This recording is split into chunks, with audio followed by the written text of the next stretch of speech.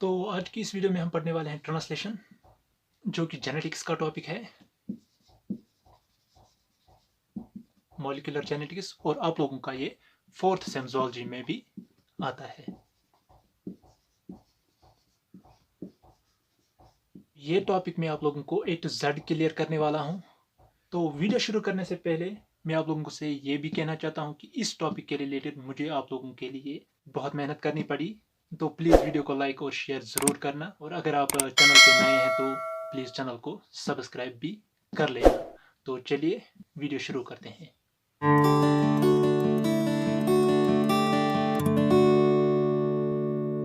पहले मैं आप लोगों को यहाँ पर ट्रांसलेशन के रिलेटेड थोड़ा बहुत इंट्रोडक्शन दूंगा, उसके बाद हम ट्रांसलेशन के मैकेनिज्म पे चले जाएंगे, जहाँ पर मैं आप लोगों को स्टेप बाय स्टेप अच्छे से समझाऊंगा।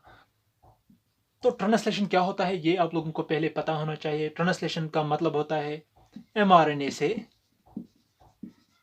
एक पॉलीपेप्टाइड चेन बन जाना अमीनो एसिड्स की।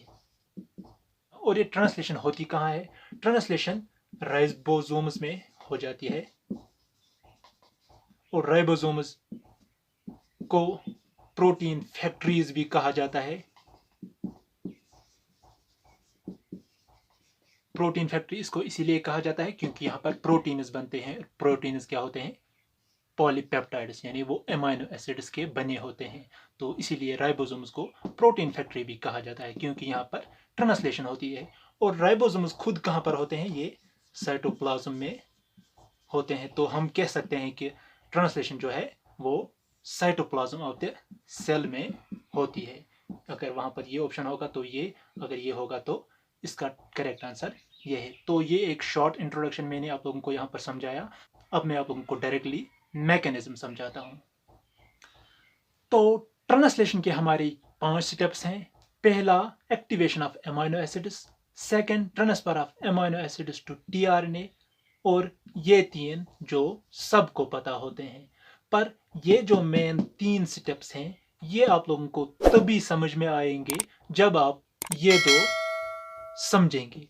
तो पहले जो मैं आप लोगों को ये 2 स्टेप्स अच्छे से समझाऊंगा। तो पहला स्टेप है हमारा activation of amino acids. Activation of amino acids में क्या होता है? जो अमीनो एसिड्स हमारे पॉलीपेप्टाइड चेन बनाने वाले हैं उनकी एक्टिवेशन होती है। और वो एक्टिवेशन किस तरह से होती है? जो अमीनो एसिड्स होते हैं वो बाइंड हो जाते हैं एटीपी मॉलिक्यूल्स के साथ, और वो एक्टिवेट हो जाते हैं। एक्टिवेट किस लिए हो जाते हैं? ताकि वो टीआरएनए मॉलिक्यूल पे बाइंड हो सकें, क्योंकि अमीनो एसिड मॉलिक्यूल्स को टीआरएनए मॉलिक्यूल पे बाइंड होना है, इसीलिए वो एक्टिवेट हो जाते हैं। तो हो गए हमारे यहाँ पर अमीनो एसिड जो हमें चाहिए वो एक्टिवेट हो गए। और जो ये रिएक्शन है, जो ये स्टेप है, इसको एक एंजाइम कैटालाइज करता है, जिसे अमीनो एसाइल आरएनए सिंथेटेस कहा जाता है। यानी एक्टिवेशन ऑफ अमीनो एसिड्स के लिए जो एंजाइम हमें रिक्वायर्ड होता है वो अमीनो एसाइल आरएनए सिंथेटेस होता है। तो इस एंजाइम की वजह से अमीनो एसिड्स जो होते हैं वो एक्टिवेट हो जाते हैं। तो हो गए हमारे एक्टिवेशन ऑफ अमीनो एसिड्स। ये था हमारा पहला स्टेप। अब मैं आप लोगों को दूसरा स्टेप समझाता हूँ। तो हमारा दूसरा स्टेप है transfer of amino acids to tRNA molecule. जो हमारे अमीनो एसिड मॉलिक्यूल एक्टिवेट हो गए हैं, अब उन अमीनो एसिड्स को टीआरएनए मॉलिक्यूल पे बाइंड होना है। उसको transfer of amino acids to tRNA कहा जाता है। तो यहाँ पर मैं आप लोगों को नहीं लिखाऊंगा, आप लोग जो भी समझें वो आप अपने वर्ड्स में कॉपी करते जाएं अपनी रफ कॉपीज पे। तो इस वाले स्टेप में आप लिख सकते हैं कि activated amino acids are transferred to tRNA molecules। और जब ये activated amino acids tRNA molecule पे ये जो है मैं आप लोगों को इस मैकेनिज्म में टीआरएनए मॉलिक्यूल जो है इस तरह से दिखाऊंगा। ये एक टीआरएनए मॉलिक्यूल है। तो यहाँ पर इसको एक अमीनो एसिड मैंने बाइंड कर दिया, तो ये एक एक्टिवेटेड अमीनो एसिड था, ये अब ट्रांसफर हो गया यानी बाइंड हो गया एक टीआरएनए मॉलिक्यूल को। तो जब एक एक्टिवेटेड अमीनो एसिड बाइंड हो जाता है टीआरएनए को, तो उस वक्त कहा जाता है कि टीआरएनए मॉलिक्यूल जो है वो चार्ज हो गया यानी चार्जड टीआरएनए बन गया। And tRNA is said to be charged, यानी जब एक अमीनो एसिड बाइंड हो जाता है टीआरएनए को, तो उससे टीआरएनए मॉलिक्यूल जो है चार्ज हो जाता है, तो उसे चार्ज टीआरएनए कहा जाता है। और इस एक्टिवेटेड अमीनो एसिड और इस चार्ज टीआरएनए को दोनों को मिला के अमीनो एसाइल टीआरएनए कहा जाता है। अमीनो एसाइल टीआरएनए वो टीआरएनए होता है जिस पे एक एक्टिवेटेड अमीनो एसिड बाइंड होता है। तो आई होप आप लोगों को ये पहले वाले दो स्टेप्स अच्छे से समझ में आए होंगे। अब एक बार फिर से मैं आप लोगों को यहाँ पर ये दो स्टेप्स रिपीट करना चाहता हूँ। पहला हमने देखा कि एक्टिवेशन ऑफ अमीनो एसिड्स होता है जिसमें अमीनो एसिड बाइंड हो जाते हैं एटीपी मॉलिक्यूल के साथ और वो एक्टिवेट हो जाते हैं टीआरएनए पे बाइंड होने के लिए।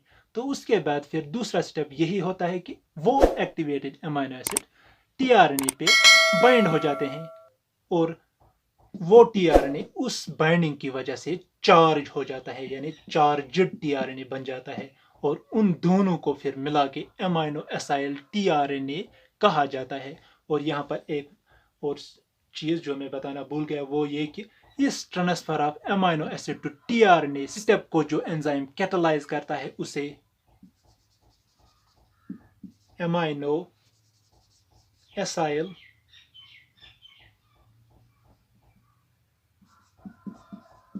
टीआरएनए सिंथेटेस कहा जाता है। तो इस एंजाइम की मदद से अमीनो एसिड्स इस पर ट्रांसफर हो जाते हैं। तो यहां तक हमारे ये दो स्टेप्स खत्म हो जाते हैं। अब मैं आप लोगों को इनिशिएशन सिखाता हूं। जो मैकेनिज्म है वो मैं आप लोगों को डिटेल्ड समझाने की कोशिश करूंगा, तो यहाँ पर मैं बोर्ड पर लिखूंगा नहीं। तो प्लीज़ आप अपने रफ कॉपीज पे जो भी आप लोगों को स्टेप अच्छे से जो स्टेप्स आप लोगों को अच्छे से समझ आएंगे आप साथ साथ वो नोट करते जाना। तो इनिशिएशन का पहला जो स्टेप है, इनिशिएशन होता किस तरह से है, वो पहले स्मॉल राइबोसोमल यूनिट, ये स्मॉल राइबोसोमल यूनिट बाइंड हो जाता है एमआरएनए मॉलिक्यूल को। तो ये एक एमआरएनए मॉलिक्यूल यहाँ पर आप समझ लीजिए, इस तरह से इस पर बेसेस लगी हुई हैं, ये बेसेस यहाँ पर। तो ये एक एमआरएनए मॉलिक्यूल है, एमआरएनए 5 प्राइम टू 3 प्राइम। तो ये एक एमआरएनए मॉलिक्यूल है। पहला स्टेप इनिशिएशन का मैंने बताया कि स्मॉल राइबोसोमल सब यूनिट एमआरएनए मॉलिक्यूल को बाइंड हो जाता है। तो कुछ इस तरह से स्मॉल, ये मैंने यहाँ पर जो ये बॉक्स जैसा दिखाया, तो ये एक स्मॉल राइबोसोमल यूनिट होता है जो बाइंड हो जाता है एमआरएनए मॉलिक्यूल को। तो ये स्टेप आप लोगों को समझ में आ गया। तो स्मॉल राइबोसोमल यूनिट जब बाइंड हो जाता है एमआरएनए को, उसकी वजह से दो पार्शियल साइट्स बन जाती हैं, forming partial P site and partial A site। तो कुछ इस तरह से यहाँ पर ये A site और ये P site में यहाँ पर दिखा रहा हूँ, ये A site और ये P site बन जाती है, पर ये अभी आधी है, इसीलिए यहाँ पर मैंने partial P and A sites लिखा। A एंड P साइट क्या है? ए एक एक्सेप्टर साइट है और पी एक डोनर साइट है, या इनको मेनली पी साइट को हम कहते हैं पेप्टिडाइल टीआरएनए साइट, और ए साइट को कहते हैं एमाइनो एसाइल टीआरएनए साइट। तो और उसके बाद हमारी एक और साइट होती है इसमें ई साइट, जिसे एग्जिट साइट कहा जाता है। उसे एग्जिट साइट क्यों कहा जाता है वो भी मैं आप लोगों को आगे स्टेप्स में समझा दूंगा। तो यहां तक हमने देखा कि पहले स्मॉल राइबोसोमल सब यूनिट बाइंड होता है, जिसकी वजह से partial A and P site बनती है। अब इसके आगे तो हमने देखा कि कुछ इस तरह से टीआर एक एमआरएनए मॉलिक्यूल था, उस पर स्मॉल सब यूनिट बाइंड हो गया। अब तीसरा वाला स्टेप क्या है? तीसरा स्टेप है एक टीआरएनए मॉलिक्यूल अब आता है, पहला टीआरएनए मॉलिक्यूल आता है, और उस पहले टीआरएनए मॉलिक्यूल को हम इनिशिएटर टीआरएनए कहते हैं। इनिशिएटर टीआरएनए वो टीआरएनए होता है जो सबसे पहले बाइंड हो जाता है इस एमआरएनए और राइबोसोमल सब यूनिट पे। तो दो चीजें हैं यहाँ पर, प्रोकैरियोट्स में अलग इनिशिएटर टीआरएनए होता है और यूकैरियोट्स में अलग होता है। प्रोकैरियोट्स में जो होता है उसे एफ मिथियोनिन कहा जाता है, यानी फॉर्माइल मिथियोनिन। और जो यूकैरियोट्स में इनिशिएटर टीआरएनए होता है, यानी वो टीआरएनए जो पहले आता है और उस पर जो एक्टिवेटेड अमीनो एसिड पहले लगा होता है, उसे मिथियोनिन कहा जाता है। तो यूकैरियोट्स में जो इनिशिएटर टीआरएनए पे अमीनो एसिड होता है वो मिथियोनिन होता है, और प्रोकैरियोट्स में जो इनिशिएटर टीआरएनए पर अमीनो एसिड लगा होता है वो फॉर्माइल मिथियोनिन होता है। तो हो गया हमारा यहाँ तक ये। तो इनिशिएटर मॉलिक्यूल जब आता है वो बाइंड हो जाता है पी साइट पर, कुछ इस तरह से बाइंड हो जाता है यहाँ पर इनिशिएटर टीआरएनए मॉलिक्यूल। तो यहाँ पर ये मैंने टीआरएनए मॉलिक्यूल बना दिया। तो इस तरह से यहाँ पर इसकी बेसिस और इस एमआरएनए की बेसिस में बॉन्ड बन जाता है, बाइंडिंग हो जाती है। तो सीधी सी बात है, ट्रांसलेशन हमेशा स्टार्ट कहाँ से होती है? स्टार्ट कोडॉन से। और स्टार्ट कोडॉन कौन होता है? अग। और अग क्या बनाता है? हमारा मिथियोनिन। मिथियोनिन कोड करता है अग कोडॉन को। तो अग कोडॉन, सीधी सी बात है, यहाँ पर अग कोडॉन लगा होगा, और उसके अपोजिट में फिर क्या बनेगा? ए की जगह होगा यू की जगह होगा ए, एंड जी की जगह होगा सी। तो ये सीक्वेंस होगी इस टीआरएनए मॉलिक्यूल पे।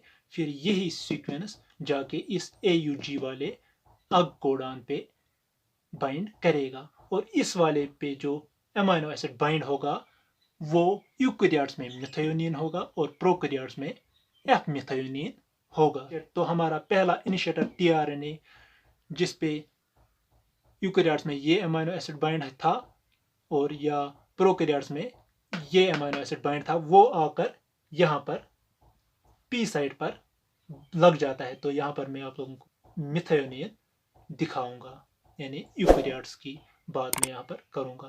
तो ये एक इनिशिएटर टीआरएनए मॉलिक्यूल था जिस पर मिथियोनिन बाइंड था, ये आकर पी साइड पर बाइंड हो जाता है। तो यहाँ तक आप लोगों को समझ में आ गया होगा।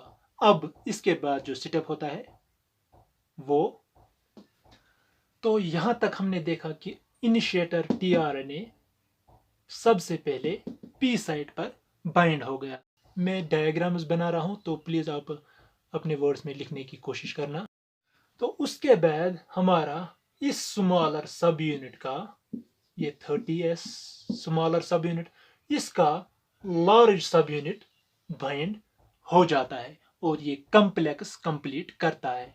ये बाइंड होने के बाद जो ये partial A and P side बनी थी, ये अब कंप्लीट बन जाती है, यानी ये अब बराबर बन जाती है, और इसी में हम फिर ई साइड भी दिखाते हैं, या आप चाहें तो यहाँ पर भी दिखा सकते हैं, जिसके थ्रू एक खाली टीआरएनए एग्जिट हो जाता है। तो यहाँ तक भी आप लोगों को समझ में आ गया होगा।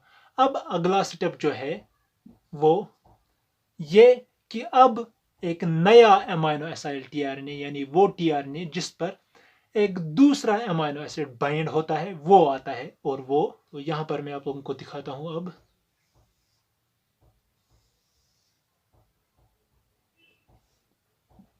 तो ये ए साइट, पी साइट, यहां पर हमारा पहले से ही इनिशिएटर टीआरएनए था। तो मैंने कहा अगला स्टेप जो है वो ये कि अब एक और, फॉर एग्जांपल यहां पर मैं प्रोलीन लिख लेता हूं, अमाइनो एसिड आता है, वो बाइंड हो जाता है ए साइट पर। तो हमारी ए साइट और हमारी पी साइट दोनों ऑक्यूपाई हो गई दो अमाइनो एसिड टीआरएनए से। तो यहां तक भी आप लोगों को समझ में आया होगा। अब जो अगला स्टेप है वो है, तो जब ये अमाइनो एसिड टीआरएनए आता है तो उसके साथ ही ये जो हमारा पहला अमाइनो एसिड इस इनिशिएटर टीआरएनए पर होता है, ये ट्रांसफर हो जाता है इस वाले के साथ, और इसके साथ पेप्टाइड बॉन्ड बनाता है। तो ये यहाँ से ट्रांसफर हो जाता है, ये अगला स्टेप है।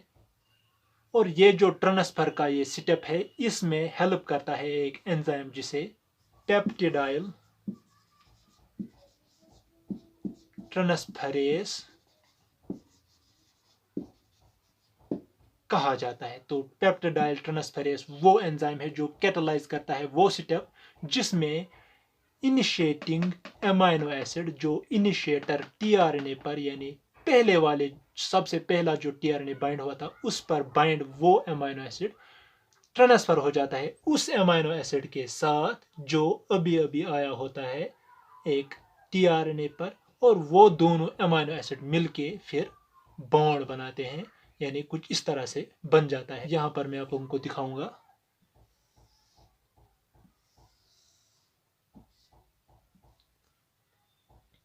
तो ये हमारी ए साइड, पी साइड और ई साइड। तो यहाँ पर जो ये हमारा टीआरएनए है, इससे जो ये अमाइनो एसिड है ये इस पर चला गया होता है। तो यहाँ पर मैं लिखूंगा इस तरह से मिथायोनिन, फिर प्रोलीन, और ये दो आपस में, ये जो यहाँ पर मैंने बॉन्ड दिखाया ये वाला, ये पेप्टाइड बॉन्ड आपस में बनाते हैं, क्योंकि अमाइनो एसिड्स आपस में पेप्टाइड बॉन्ड बनाते हैं। तो यहाँ पर जो ये हमारा पहला वाला सबसे पहले जो बाइंड हुआ था पी साइड पे, ये खाली हो जाता है और इसको डी एसाइलेटेड टीआरएनए कहा जाता है, यानी ये अब खाली है, एम्प्टी टीआरएनए। और इस वाले टीआरएनए पर डाइपेप्टाइड बन जाता है, यानी दो अमीनो एसिड्स की चेन बन जाती है। तो अब ये डीएसाइलेटेड टीआरएनए जो है, ये खाली टीआरएनए, ये अब ई साइट के थ्रू बाहर चला जाता है, जिसे एग्जिट साइट भी कहा जाता है। इसीलिए इसको एग्जिट साइट कहा जाता है, क्योंकि ये जो खाली टीआरएनएज रहते हैं ये ई साइट के थ्रू ही फिर बाहर चले जाते हैं। तो आई होप यहाँ तक भी आप लोगों को अच्छे से समझ में आ गया होगा। अब नेक्स्ट स्टेप, तो इस वाले स्टेप से मैं अब यहाँ पर दिखाता हूँ क्या होता है। तो चूंकि ये राइबोसोमल कॉम्प्लेक्स जो है ये 5 प्राइम टू 3 प्राइम मूव कर रहा होता है, यानी ये यहाँ से यहाँ की तरफ, राइट साइड की तरफ मूव कर रहा होता है, यानी ये इस वाली एमआरएनए स्ट्रैंड को रीड कर रहा होता है फ्रॉम 5 प्राइम टू 3 प्राइम, जिसकी वजह से ये जो डाइपेप्टाइड चेन इस वाले टीआरएनए पर बन जाती है, ये टीआरएनए अब मूव हो जाता है पी साइड पर। कुछ इस तरह से मैं यहां पर दिखाऊंगा।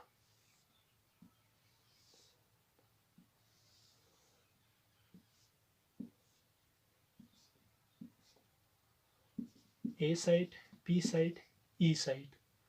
तो यहां पर जो हमारा पी साइड पे ये डीएसाइलेटेड टीआरएनए था, ये अब रिमूव हो गया है, जो मैंने यहां पर दिखाया ई साइड के थ्रू रिमूव हो जाता है। तो ये अब खाली है। तो ये खाली होने की वजह से और राइबोसोम राइट साइड की तरफ मूव करने की वजह से जो ये वाला टीआरएनए है जिस पर डाइपेप्टाइड बन गया, ये पी साइड पर आ जाता है। कुछ इस तरह से यहाँ पर मैं दिखाऊंगा। तो इस पर हमारे 2 अमीनो एसिड बने हुए हैं। तो ये जो ए पर था ये अब पी पर आ गया है, और जिसकी वजह से यहाँ पर ए वाली साइट खाली रह गई। अब तो खाली रहने की वजह से यहाँ पर फिर से एक एमाइनो एसाइल टीआरएनए आ जाता है, यानी वो टीआरएनए जिस पर एक अमीनो एसिड लगा होता है। फॉर एग्जांपल इस पर वेलिन होगा फॉर एग्जांपल। तो अब नया अमीनो एसाइल टीआरएनए आता है, वो अब इस वाली ए साइड पर बाइंड हो जाता है। तो यहाँ पर हमारा अगला अमीनो एसाइल टीआरएनए आ गया, जिस पर एक और अमीनो एसिड है जिसे हम यहाँ पर वेलिन दिखाएंगे। तो फिर से यहाँ पर एक और अमीनो एसाइल टीआरएनए आ गया, तो ए साइड फिर से ऑक्यूपाई होगी। तो अब क्या होगा, अब वही स्टेप फिर से होगा जो यहाँ पर मैंने दिखाया था, यानी ये जो 2 अमीनो एसिड यहाँ पर हैं, ये अब मूव करेंगे इस वाले अमीनो एसिड के साथ, और यहाँ पर इसके साथ पेप्टाइड बॉन्ड बनाएंगे। तो कुछ इस तरह से बनेगा।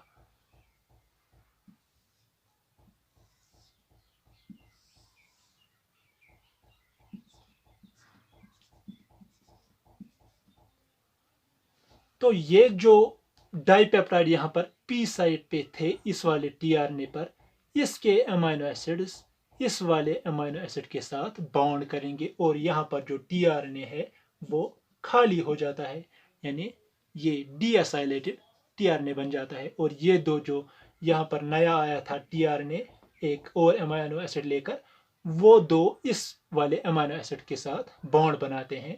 तो यहाँ पर कुछ इस तरह से बनेगा, मिथायोनिन, फिर प्रोलिन लाया था हमने, फिर अब वेलिन। तो यहाँ पर ट्राइपेप्टाइड बन जाता है, यानी पेप्टाइड चेन बन जाती है, और ये खाली रह जाता है। तो फिर ये ई साइड के थ्रू एग्जिट हो जाता है। ई साइड के थ्रू एग्जिट होने के बाद यहाँ पर पी साइड जो है फिर से खाली रह जाती है, कुछ इस तरह से। यहाँ पर मैं आप लोग साथ साथ नोट करते जाना। मैं अब ये इलोंगेशन के जो स्टेप्स हैं फिर से एक बार दिखाना चाहता हूँ कि किस तरह से होते हैं। ये एग्जिट होने के बाद ये साइड खाली हो जाएगी, और ये चूंकि मूव कर रहा है इस वाली डायरेक्शन में 5 प्राइम टू 3 प्राइम डायरेक्शन में, यानी इस यहाँ की तरफ राइबोसोमल कॉम्प्लेक्स जो है इस तरफ मूव कर रहा होता है, जिसकी वजह से ये जो पेप्टाइड टीआरएनए होता है, यानी वो टीआरएनए जिस पर पेप्टाइड चेन बन रही होती है, ये मूव करेगा अब फिर से पी साइड पर।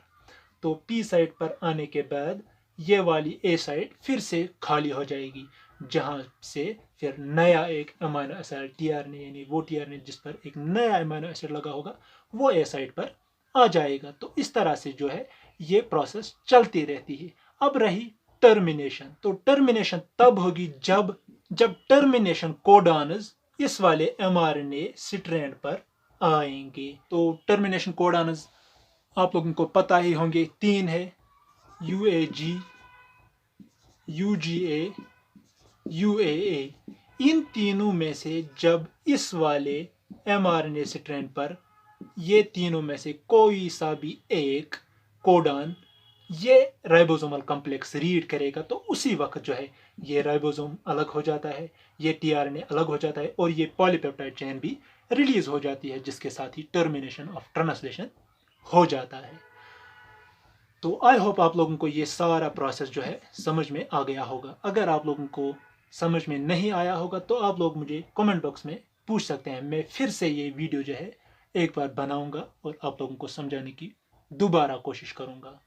तो यहाँ पर लास्ट में एक चीज़ मैं बताना चाहता हूँ कि जब पहले सेटअप में मैंने कहा था कि स्मॉलर सब यूनिट बाइंड हो जाता है सबसे पहले सेटअप में इनिशिएशन के वक्त, तो स्मॉलर सब यूनिट जहाँ पर बाइंड होता है उस वाले रीजन को यूकैरियोट्स में कोज़क सीक्वेंस कहा जाता है, और प्रोकैरियोट्स में शाइन डलगार्नो सीक्वेंस कहा जाता है। तो ये 2 पॉइंट्स मैं भूल गया था, तो आप लोग ये भी नोट कर लीजिएगा। तो आज की वीडियो में बस इतना ही।